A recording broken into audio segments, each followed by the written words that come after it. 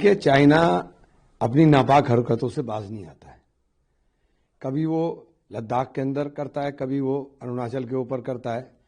वो अपनी नापाक हरकतों को लगातार जारी रखता है।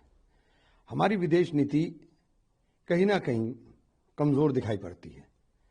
और जब विश्व गुरु की आप बात करते थे तो हमें कोई भी धमका के जा रहा है। कहां विश्व गुरु हैं हम? कोई भी धमका देता है। चाइना कह रहा है कि हमारा इलीगल सेटअप है, एक हमारा पूरा स्टेट उसे इलीगल सेटअप दिखाई देता है।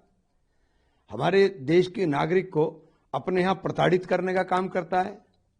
तो भारत को बहुत सख्त प्रतिक्रिया देनी चाहिए और इसके ऊपर सख्ती के साथ बोलना चाहिए।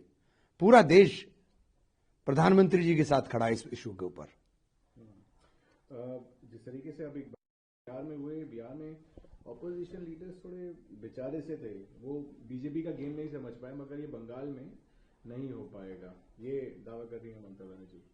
देखिए, एसआईआर के माध्यम से जो कोशिश की जा रही है उसके लिए सजगता के साथ खड़े रहने की जरूरत है।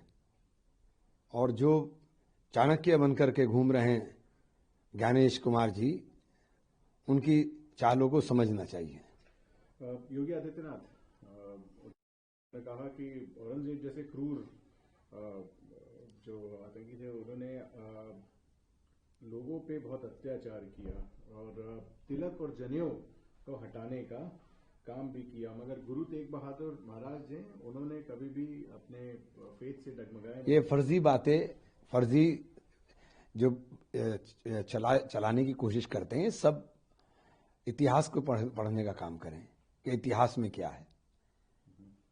इतने साल तक 700 साल अगर किसी ने हुकूमत की है, उसके बाद भी उनके साथ कौन चल रहे थे, उनके सेनापति कौन थे, तो पूरा इतिहास जाने। जब इतिहास की जानकारी करेंगे तब समझ में आएगा। आप लोगों को झूठा नैरेटिव पढ़ाने के प्रयास ना करें। जिस तरीके से प्रसाद ने एक आरोप लगाया कि ध्वजारोहण में उनको नहीं बुलाया गया क्योंकि वो एक दलित कम्युनिटी के। मैंने तो सुबह ही कही थी ये बात।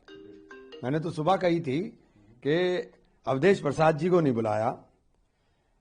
मंदिर का उद्घाटन राष्ट्रपति से कराते, क्योंकि राष्ट्रपति का नाम रामनाथ कोविंद था, इसलिए नहीं हुआ। ध्वजारोहण द्रौपदी मुर्मू जी को भी बुलाया जा सकता था, आदिवासी हैं। तो ये जो चीजें हैं ये कहीं ना कहीं चोट देती हैं। और लोकल सांसद जो वहां का जीता हुआ प्रतिनिधि है, उसको इनविटेशन ना देना, इससे ज्यादा दुर्भाग्यपूर्ण क्या हो सकता है।